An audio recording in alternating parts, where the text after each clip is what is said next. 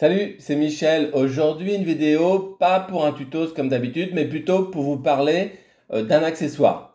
Alors, je vais vous parler des différents types de pare-soleil qu'on peut installer dans une Tesla et plus spécifiquement dans ma Tesla Y. Alors, l'été dernier, j'avais fait une vidéo pour expliquer mes 10 astuces pour affronter l'été. Je vous mets le lien en haut à droite, c'est toujours d'actualité, donc n'hésitez pas à aller jeter un coup d'œil. Alors dans cette vidéo, je disais que j'allais sûrement faire poser un film sur mon toit pour diminuer l'impact des rayons de soleil pendant l'été. Et après réflexion et un retour d'expérience, j'ai changé d'avis et je vais vous expliquer pourquoi. Alors pour moi, le problème n'est pas trop la chaleur en roulant. Je fais environ 1,76 m, ma tête est assez proche du toit, mais je ne ressens pas trop la chaleur. En tout cas, cela m'occasionne pas trop de gêne pendant la conduite. Pour moi, le problème est plutôt lors du stationnement. Ma voiture est devant chez moi en plein soleil et les températures montent facilement à l'intérieur et peuvent dépasser les 60 degrés en plein été.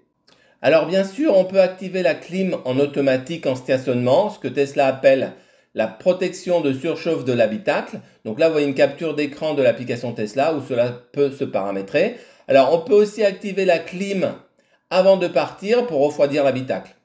Pour moi, le problème est que si j'utilise pas ma voiture, elle monte assez haut en température et le but serait qu'avec une protection, elle monte moins haut et moins vite.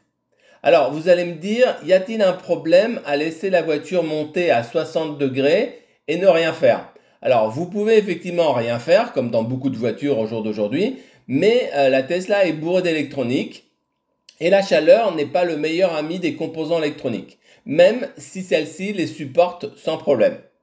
Aussi, demander à la clim de rafraîchir l'habitacle est une solution, mais une solution qui consomme de la batterie. Et aussi, il est plus rapide de rafraîchir un intérieur à 40 degrés que si l'intérieur est à 60 degrés.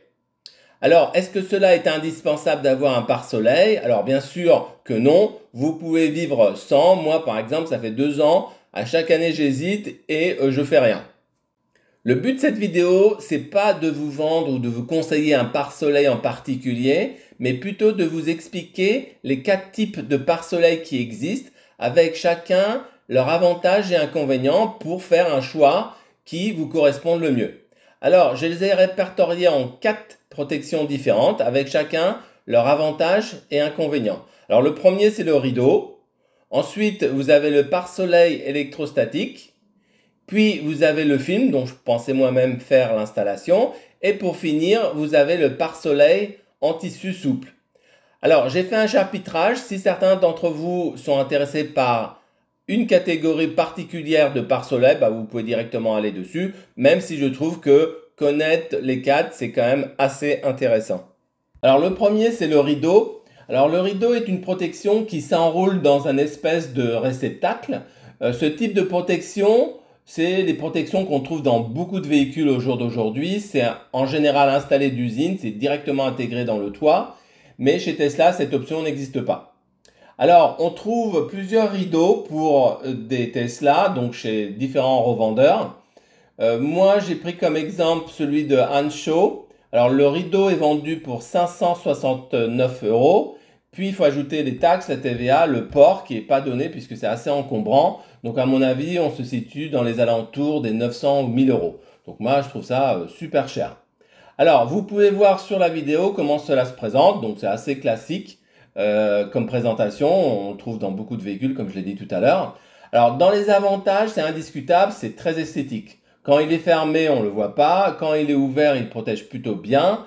Et l'autre avantage, c'est qu'il est facile à ouvrir même quand vous conduisez. Pour finir avec les avantages, il semble plutôt, on va dire, relativement simple de montage.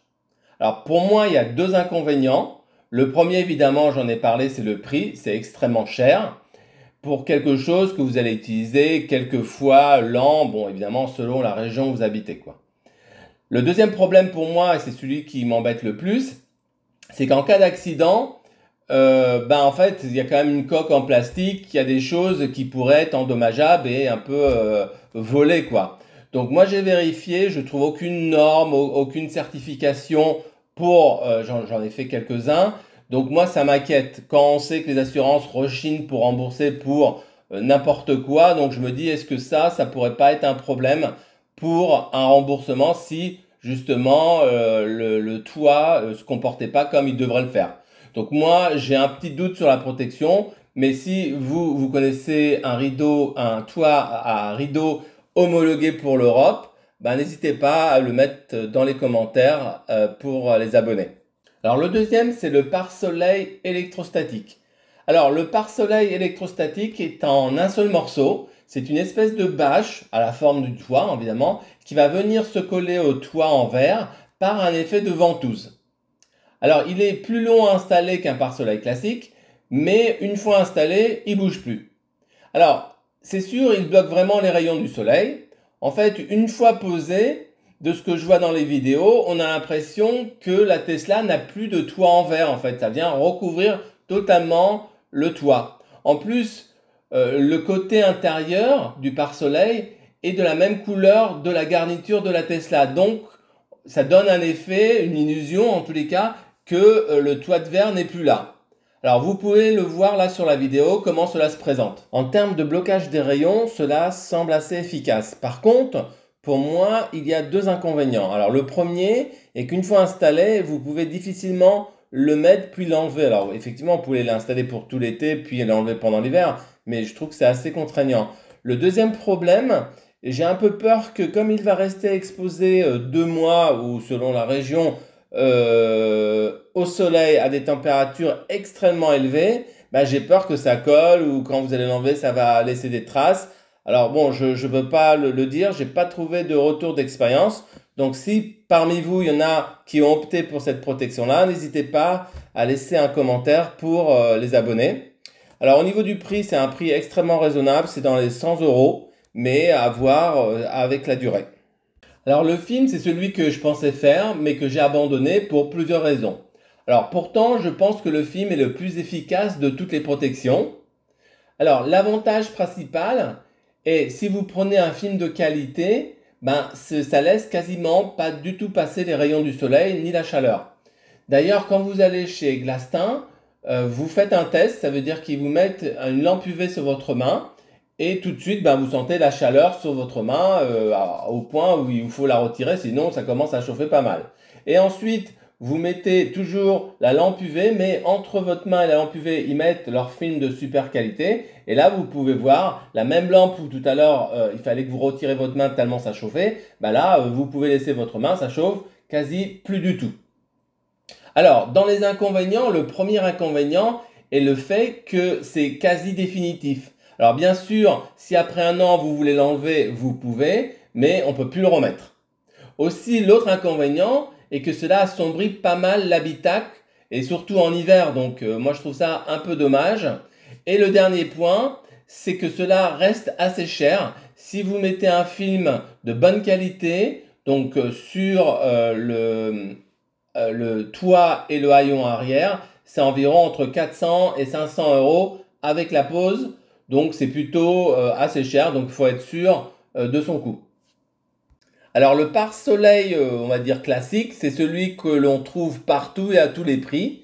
Alors les principaux avantages de celui-ci, c'est d'abord le prix et le deuxième, c'est la facilité d'installation. Alors Tesla lui-même en propose un qui coûte 125 €, donc vous voyez une capture d'écran là sur la vidéo. Celui de Tesla, donc pour une Y, est en un seul morceau qui fait le devant et l'arrière, donc un seul morceau, alors que pour la Tesla 3 par exemple, il propose en deux morceaux, un pour l'avant et un pour l'arrière. Alors, j'ai pas trouvé d'informations concernant la qualité du filtrage du pare-soleil Tesla, mais d'après la vidéo, on voit quand même pas mal de petits trous, donc ça laisse passer quand même pas mal la lumière et le soleil. Donc par contre, je sais pas du tout ce que ça vaut. Je vous laisse regarder la vidéo de Tesla qui vous montre le pare-soleil, mais je ne connais pas la qualité. Alors moi, j'ai pas essayé celui de Tesla, mais j'ai eu la chance que Joa me propose de tester le leur. Alors, je ne suis pas payé pour faire cette vidéo, je suis libre de dire ce que je veux et ce que je pense sur leur pare-soleil. Comme pour les années précédentes, j'arrivais pas à me décider quel pare-soleil choisir. En tous les cas, j'en voulais un pas très cher et donc du coup, j'ai sauté sur l'occasion. Je me suis dit pourquoi pas tester le leur et me faire une idée. Alors Jowa est une société qui fabrique des accessoires pour Tesla, plutôt haut de gamme. D'ailleurs, moi, j'utilise un rangement et un hub de chez eux que j'ai acheté avant de recevoir ma Tesla, que vous pouvez voir là sur la vidéo. Et j'ai fait également une vidéo qui parle du hub, plus particulièrement des ports USB et du hub. Donc je vous mets le lien en haut à droite si ça vous intéresse. Le pare-soleil de Jowa est en deux morceaux, un pour l'avant et un pour l'arrière. Alors, quand j'ai vu ça sur le papier, j'étais pas fan, je pensais qu'un seul serait mieux, comme celui de Tesla, mais finalement, j'ai changé d'avis. Je vais vous dire pourquoi. D'abord, l'avantage d'avoir deux morceaux, c'est que vous pouvez choisir de mettre que celui à l'avant ou que celui à l'arrière. Donc, par exemple, les enfants sont sur leur tablette, ils veulent avoir un environnement plus sombre, ben, vous pouvez mettre que celui de l'arrière, et vous, alors que vous voulez avoir un peu de soleil, ben, vous pouvez ne pas mettre le vôtre. Et inversement, si vous voulez pas avoir le soleil et les enfants ont envie de plus de lumière, ben vous pouvez. Donc je trouve que c'est intéressant de l'avoir en deux morceaux. Le deuxième avantage de l'avoir en deux morceaux, c'est que vous pouvez le mettre plus facilement. Alors que quand il est en un seul morceau comme celui de Tesla, ben, il faut qu'il y en ait un qui le tient à l'avant et un qui le tient à l'arrière. Donc voilà, c'est un peu plus pratique d'installation. Pour la pose, c'est assez simple et rapide. Il faut mettre les guides que vous voyez là sur votre écran aux endroits où ils sont répertoriés en bleu sur le schéma qui est fourni. Ces guides vont maintenir le pare-soleil et la plupart de tous les pare-soleil utilisent à peu près les mêmes guides, c'est toujours le même principe et ça s'insère entre la vitre et le tissu de garniture. Alors dans certains cas, l'espace existe déjà, il suffit de pousser le guide et dans certains cas, il faut utiliser l'outil fourni pour écarter légèrement la garniture pour insérer le clip, mais vraiment super simple. Ces guides peuvent s'enlever très facilement. Alors moi je pense que dommage que Jowa n'a pas prévu d'en mettre un ou deux en plus, même s'il semble solide, ça aurait été bien d'en avoir au cas où. Alors le pare-soleil se déplie facilement, puis vous le posez sur les guides et il tient tout seul. Alors au niveau de l'installation, c'est plutôt bien fait et simple, il n'y a rien à dire. Je pense qu'un petit repère qui indique celui qui va à l'avant et celui qui va à l'arrière aurait été le bienvenu, même si on comprend vite celui qui va où. Au niveau du rangement, avec, comme on le voit maintenant de plus souvent, sur les tentes et les choses comme ça, un petit twist, et il prend sa forme initiale sous forme d'un papillon, et puis on le met dans la sacoche sans aucun problème. Alors chez Jowa, il existe deux versions du pare-soleil. Il existe une version blanc qui filtre les UV mais laisse passer 23% de la lumière. Et vous avez la version noire, celle que moi j'ai testée, qui elle bien sûr a une protection UV mais laisse passer que 1% de la lumière. Donc la lumière passe quasi pas. C'est vraiment super noir, super sombre. Le tissu est assez épais et laisse vraiment rien passer. Aussi, le noir a un indice de protection UPF de 50+, donc ça c'est quand vous prenez une crème solaire, c'est un peu le même principe, et a une certification UV, une des plus élevées en Europe.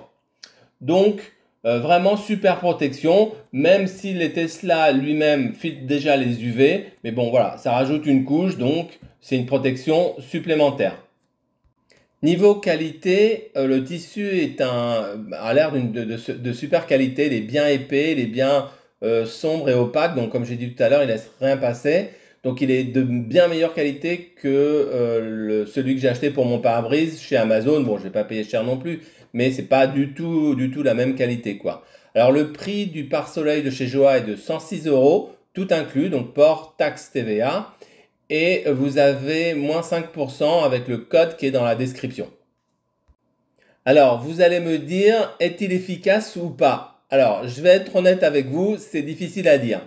Alors, il y a un côté psychologique, c'est vrai que quand je rentre dans la Tesla, j'ai plus cette impression de chaleur, en tous les cas au début, au-dessus de ma tête. Mais le fait que la voiture soit moins chaude, c'est très difficile à dire et très difficile à tester. Et en plus, avec le mois de juin qu'on a eu, vraiment les températures, c'était un peu tout n'importe quoi. Donc j'avais du mal d'un jour à l'autre à voir des différences. Alors, j'ai pas voulu me lancer non plus dans des tests super compliqués de mesures car cela reste très complexe à tester.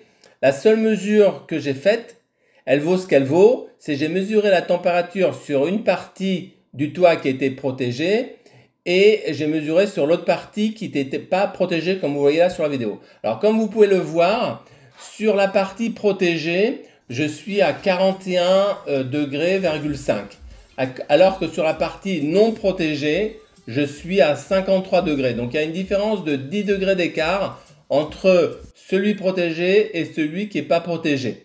Alors donc c'est un thermomètre laser, donc ça mesure l'endroit où le laser se pose, donc c'est pas la température ambiante de la Tesla, donc vraiment ça mesure quelle température est l'endroit que je pointe. Et là donc il y a quand même 10 degrés d'écart. Alors moi je sais pas trop en fait. Alors évidemment celui de Joa est passé par un test, donc il parle ça d'une certification SGS qui est une certification de test international. Et vous voyez leur schéma là qui est sur votre écran où ils montrent les températures testées. Alors évidemment c'est beaucoup plus précis que moi j'ai fait là. Et eux ils disent que en fait ça fait quand même une différence de moins 14 degrés, 6. Donc c'est assez important. Alors bien sûr on trouve aussi des pare-soleil souples sur Amazon. Alors il y a des moins chers comme celui-ci à 69 € et il y a des plus chers comme celui-ci à 156 €. Alors je ne peux pas juger car je n'ai pas testé, mais je constate qu'ils sont tous assez flous sur les filtrages UV et aucune certification sur l'état de l'efficacité du filtre. Mais bon, moi j'ai acheté celui de mon pare-brise chez Amazon et je peux vous dire que la qualité n'est pas super. Il y a déjà des parties du doré qui s'en vont déjà après juste 2 ans d'utilisation, mais bon, je ne l'ai pas non plus payé cher, donc bon, voilà, c'est comme ça. Alors au début, je vous ai dit, il y avait 2 avantages pour ces pare-soleil-là, donc c'est le prix et la facilité d'installation. Dans les inconvénients, pour moi, je dirais, c'est d'abord, il faut les mettre, les enlever, les plier, les mettre, les enlever. Donc pour moi, ça, c'est un inconvénient. Et aussi, un autre inconvénient, c'est qu'il y a beaucoup de produits qui sont médiocres et inefficaces. Donc notamment chez Amazon. Donc voilà, il faut faire attention à la qualité, le tester avant, éventuellement le retourner chez Amazon si ça ne vous convient pas. Voilà, je pense avoir fait le tour des différentes technologies pour les pare-soleil. À vous de choisir celui qui correspond le mieux pour votre Tesla et qui vous accompagnera peut-être cet été. Merci d'avoir regardé cette vidéo. J'espère que cela vous a donné matière à réfléchir. Bien sûr, n'hésitez pas à vous abonner à ma chaîne pour connaître mes prochaines vidéos.